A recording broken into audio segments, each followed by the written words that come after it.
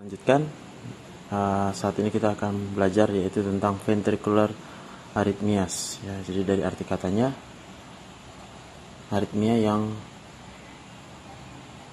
timbul atau berasal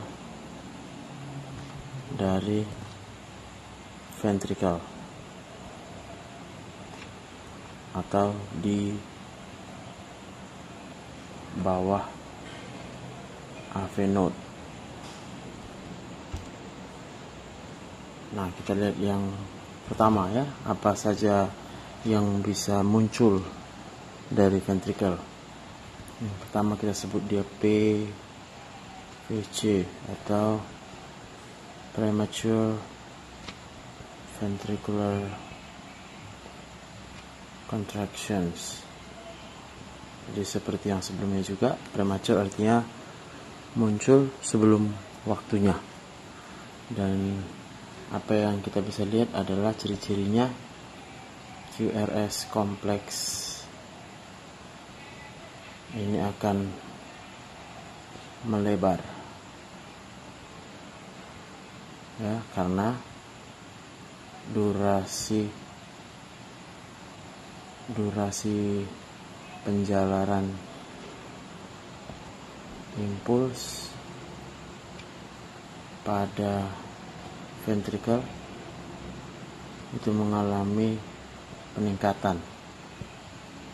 Nah, kenapa dia meningkat? Hal ini disebabkan oleh depolarisasi ventricle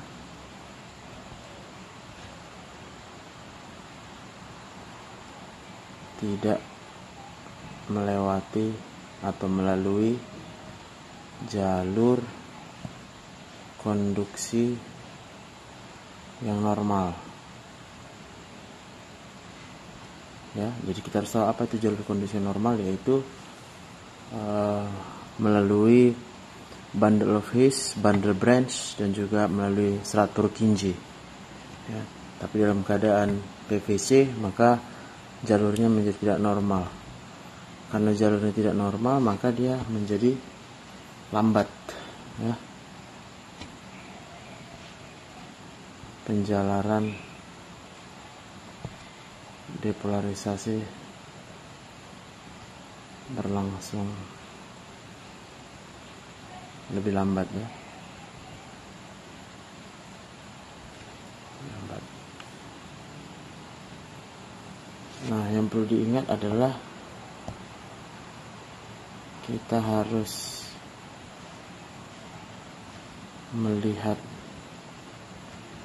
seluruh lead EKG ya, untuk mencari PVC ini. Durasinya yang melebar itu adalah lebih ya, lebih atau sama dengan 0,12 second.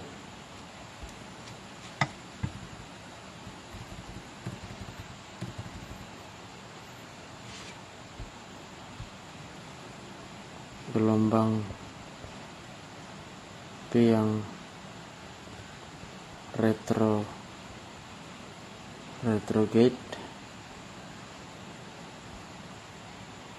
ya, retrograde kadang kala dapat terlihat, tapi lebih sering tidak terlihat ya.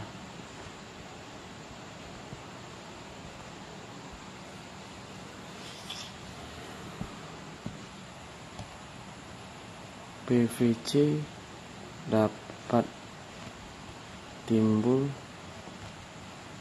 secara acak ya, secara acak. Jadi kalau dia timbulnya itu adalah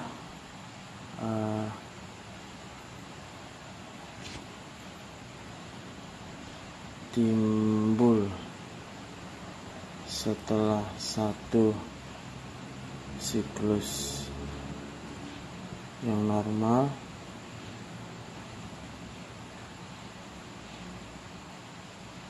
timbul salah satu normal diikuti satu siklus yang normal juga, maka ini namanya bigemini.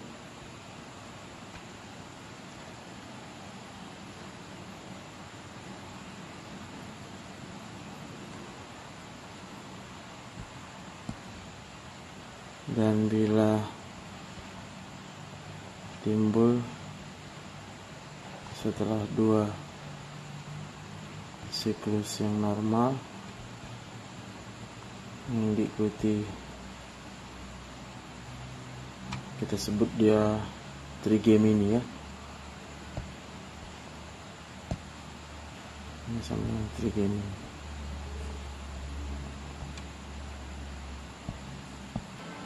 Nah, ini kita perhatikan ya dari gambar A. Ini adalah siklus yang normal, lalu tiba-tiba muncul. Makanya kita sebut dia prematur. Nah, apa yang muncul? Ternyata yang muncul adalah prematur QRS. Dan kita lihat durasinya melebar ya. Maka QRS-nya mulai dari ini sampai dengan ini. Itu lebih dari 0,12 titik. Oleh karena tadi jalur konduksinya yang sudah tidak melewati jalur konduksi yang seharusnya. Dan biasanya dia diikuti dengan momen kompensatori ya, jadi tidak terjadi perubahan depolarisasi, potensial AC tidak terjadi oleh karena jantung dalam keadaan refraksi, lalu kemudian muncul lagi siklus yang normal. Nah, tadi kita bicara tentang yang bigemini. Bigemini artinya satu gelombang QRS diikuti oleh satu gelombang QRS yang tidak normal, demikian seterusnya ya, satu QRS normal diikuti satu QRS tidak normal, dia bigemini. Prinsipnya PVC ini pada orang normal tidak berbahaya,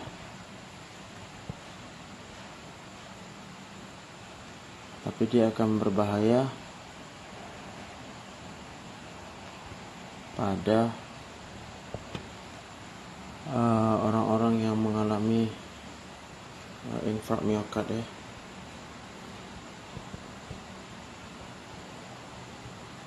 Miokardium. Tapi perlu diingat, kalau PVC nya terjadi 10%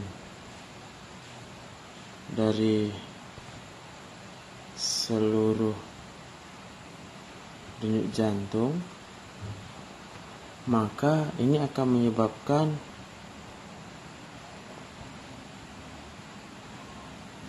remodeling ya, remodeling dari miokardium.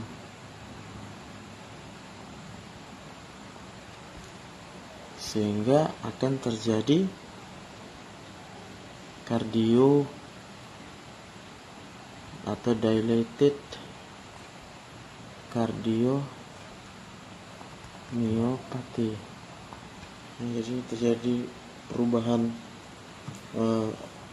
otot jantung di mana terjadi dilatasi ya, sehingga pada pasien ini akan memerlukan terapi. Ingat, kalau dia jumlah PVC-nya adalah 10% dari seluruh denyut jantung. Terapinya ini ada 2, bisa dengan obat dan bisa juga dengan terapi ablasi.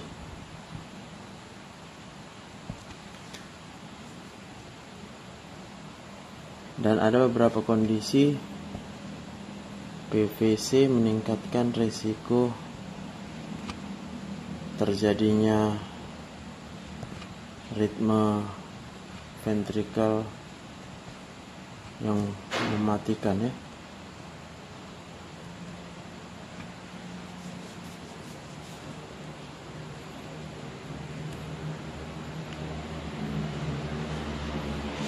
Kita bisa menilainya,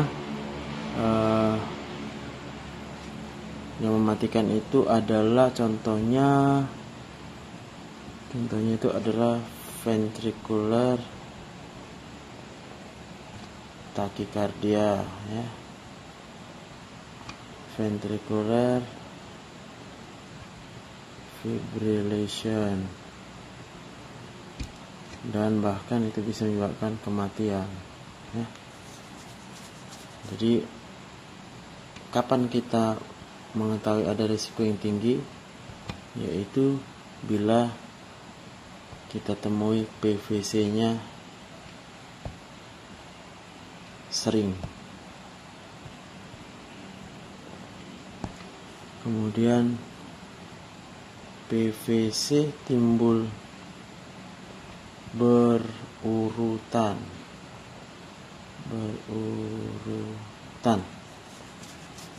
terutama bila lebih sama dengan 3 PVC yang berurutan.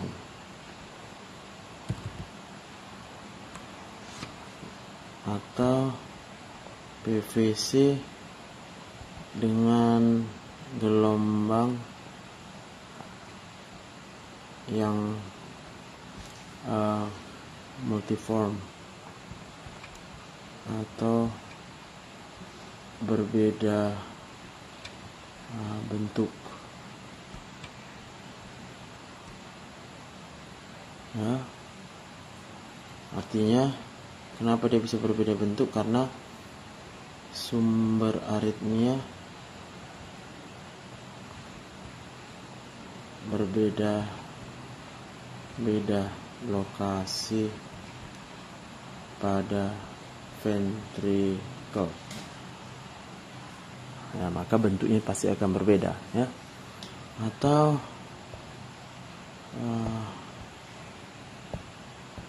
PVC timbul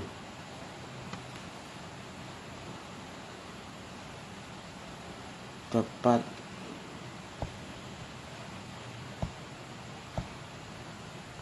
pada saat gelombang T muncul.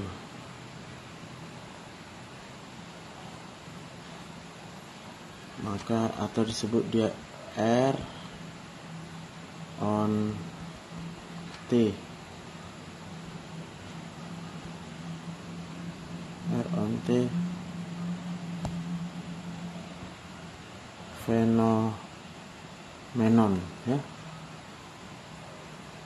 dimana kita tahu bahwa fase gelombang T itu adalah sangat rentan.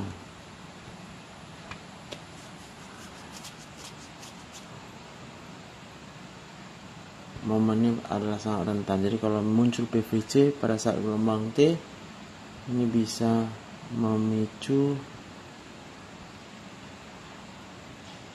ventricular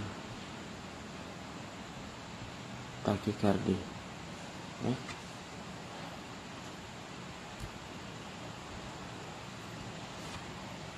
Tetapi meskipun kita menemukan faktor risiko ini, bukan berarti kalau kita berikan obat-obat anti aritmia maka akan menurunkan risiko kematian. Nah, ini kita perhatikan pada gambar A ya. Yang ini gelombang yang normal, yang ini juga yang normal. Lalu kita lihat muncul satu gelombang yang tidak normal ya. Ini dia. Dan kenapa kita tahu itu adalah suatu PVC? Kita lihat durasi QRS-nya itu mengalami pelebaran. Dan ini juga adalah PVC. Ini PVC, ini juga PVC, ya.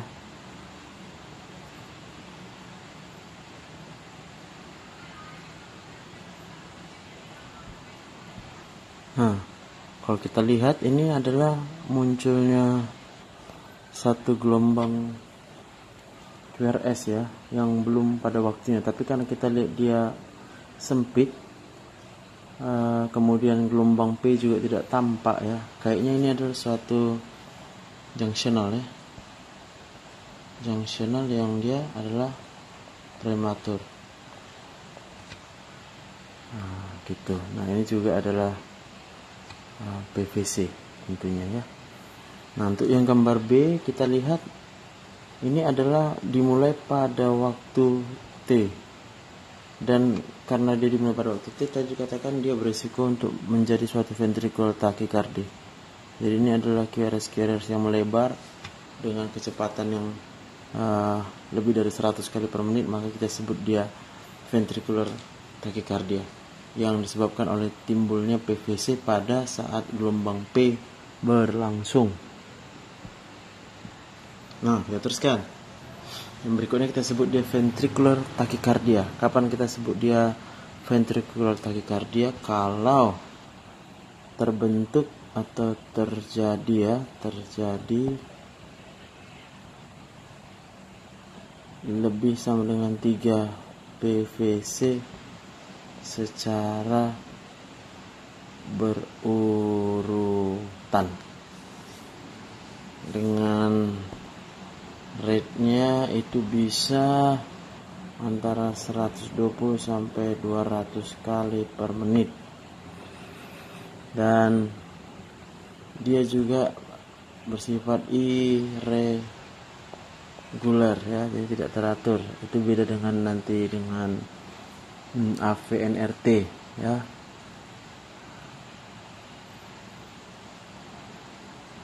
Dan disebut dia menetap kalau terjadi lebih dari 30 detik ya durasinya. Berlangsung PVC-nya itu berulang-ulang dalam 30 detik. Dan dia oleh karena kecepatannya sangat tinggi, maka end-diastolic volume akan menurun. Maka stroke volume akan menurun. Stroke volume menurun ini akan menyebabkan instabilitas, jadi tidak stabil hemodinamiknya ya. Dan juga dia bisa cardiac arrest ya, risikonya akan meningkat.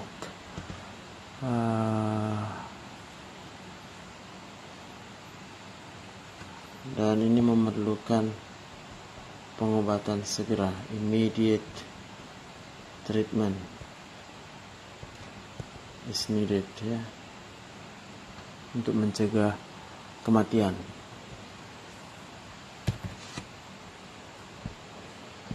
Nah, ini kita lihat gambaran dari ventricular tachycardia ya. Kita lihat ini semua adalah gelombang QRS tentunya ya. Dan dia tidak teratur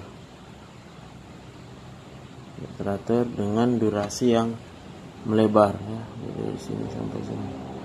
Kapan disebut melebar? Kalau dia lebih sama dengan 0,12 detik durasi gelombang QRS-nya. Dan pada gambar ini lebih kurang ada 200 denyutan dalam 1 menit. Nah, dengan morfologi yang seperti ini kita sebutlah decline-nya ventricular tachycardia.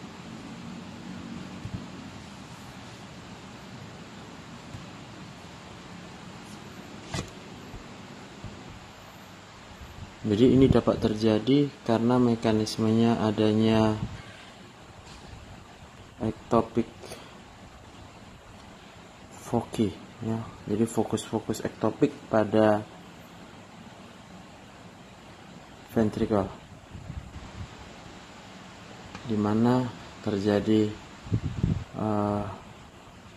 depolarisasi yang reentrant ya, yang berputar dan berkeliling itu dan menghasilkan banyak impuls.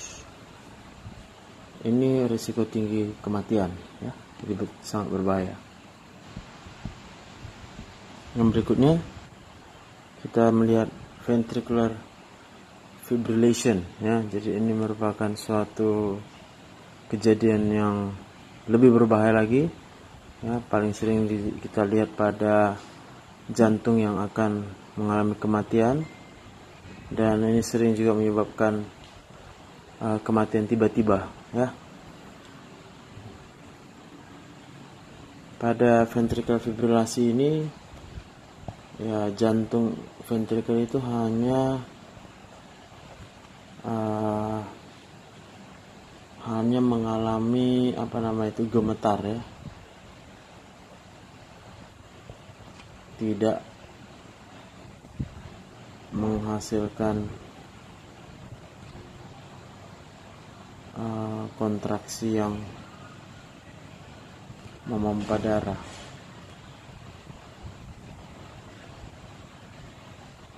Dengan kata lain, stroke volumenya 0 ya. Itu sebabnya dia harus dilakukan resusitasi jantung paru otak ya, atau RJPO. Pada fibrilasi ventrikel prinsipnya adalah fokus yang ektopik tadi ya, multiple. Fokus ektopiknya multiple dengan reentrant ya, tapi lebih banyak lagi dibandingkan ventricular tachycardia ya.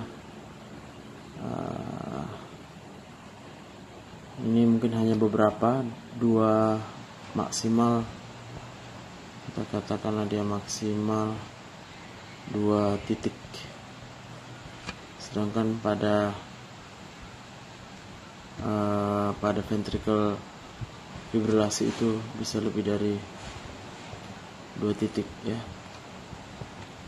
Dan ini semua akan mengirimkan impuls ke seluruh ventricle, maka yang timbul adalah gambaran gelombang QRS yang tidak teratur ya, dan bentuk yang aneh. Dan tadi RJPO tambah defibrilasi ya, itu yang harus dilakukan, defib ya. Nah, kita perhatikan pada gambar ini ya, awalnya yang terjadi itu adalah ventricular tachycardia, ini masih VT. Lalu kemudian dia berubah menjadi suatu VF ya. Dan ini adalah ventricular fibrillasi. Yang tadinya morfologinya dapat kita lihat, bentuknya masih ada bentuk daripada gelombang QRS yang melebar, lalu kemudian hanya terbentuk gelombang yang kasar dan dengan tinggi gelombang yang pendek ya, jadi halus dia, fine ventricular fibrillation ya. Kita perhatikan beberapa faktor pemicu ya dari ventricular fibrillasi, yaitu bisa karena myocard infarct atau myocard ischemic, bisa karena gagal jantung, bisa karena kekurangan oksigen ya, atau kelebihan karbon dioksida, bisa karena hipotensi atau shock, bisa karena gangguan elektrolit, bisa karena overdosis zat-zat stimulan ya, khususnya bila digunakan secara berkombinasi campur, atau contoh ekstasi ditambah dengan amfetamin. Jadi dalam banyak kasus ventricular fibrillasi itu selalu diawali atau dimulai dari ventricle tachycardia. Yang berikutnya kita melihat yang disebut dengan accelerated idioventricular rhythm, ya. Accelerated artinya cepat, ya. Ini yang perlu kita ketahui, ini adalah suatu ritme yang tidak berbahaya, ya, tidak berbahaya. Kadang bisa dilihat pada selama infark akut, ya, infark miokard yang akut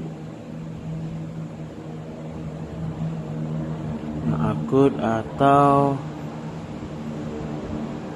beberapa jam setelah reperfusi, ya, setelah dilakukan pembukaan terhadap arteri koroner yang tersumbat, ya, dimana kecepatannya itu adalah 50 sampai 100 kali per menit. Hal ini ditimbulkan oleh adanya ventricular escape fokus, ya, yang kemudian akan mengalami percepatan sampai bisa untuk mempengaruhi denyut jantung, ya. Jadi ada fokus escape pada ventricle. Nah, kita lihat gelombangnya bentuknya seperti ini. Ini adalah gelombang QRS, ini adalah gelombang T-nya, ya. Yang pasti tidak ada gelombang P. There are no P waves karena sudah tertutupi dengan gelombang yang disebabkan oleh ventricle.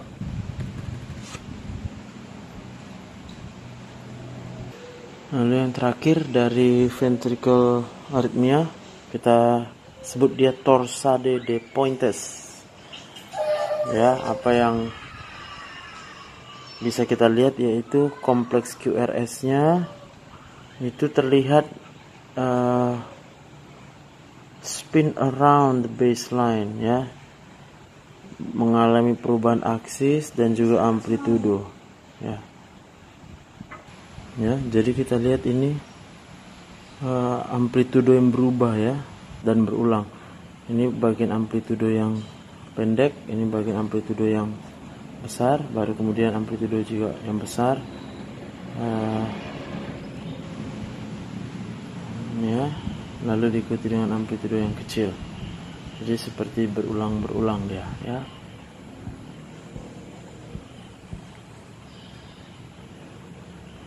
Nah, ini sering dijumpai pada prolong QT interval, ya. Jadi interval QT yang memanjang ini bisa menyebabkan timbulnya torsade de Pointes, ya. Ingat, normal QT interval adalah 40% dari satu siklus jantung. Nah, jadi prolong ini bisa karena kongenital kelainannya, ya, bisa karena gangguan elektrolit, ya, bisa juga karena acute myocard infarct, ya, jadi serangan jantung yang akut.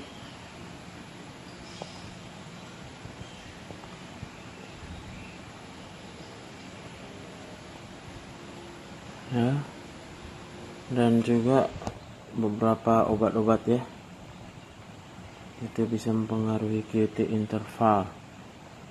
Termasuk obat itu adalah anti aritmia.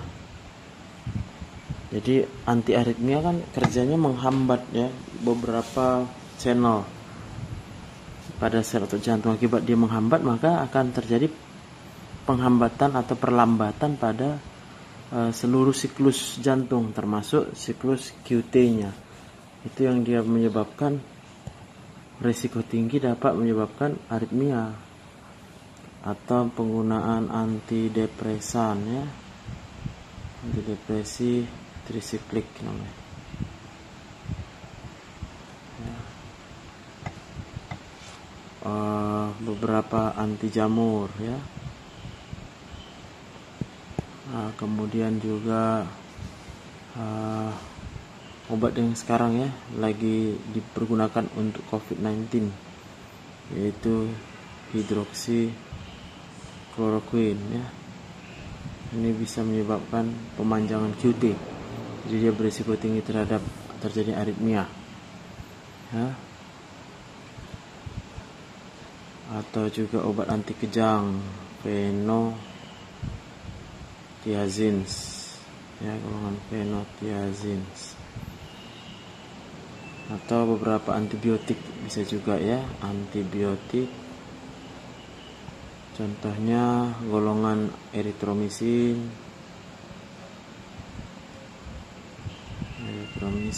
kemudian azitromisin,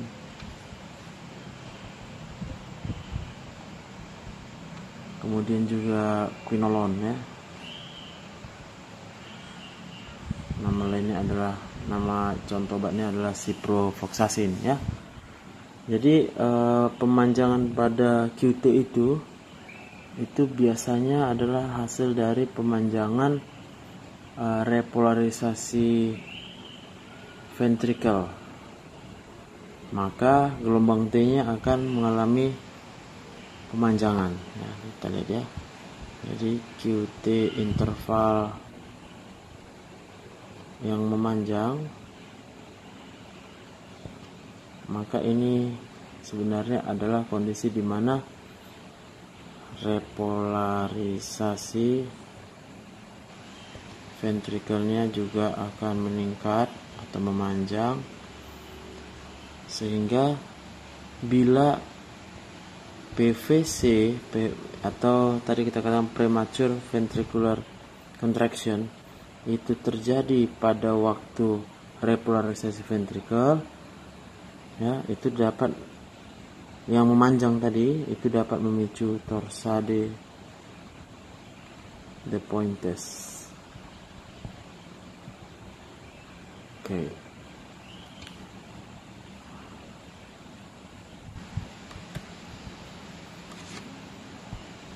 Nah, sebagai kesimpulan, ini kita lihat gambaran PVC.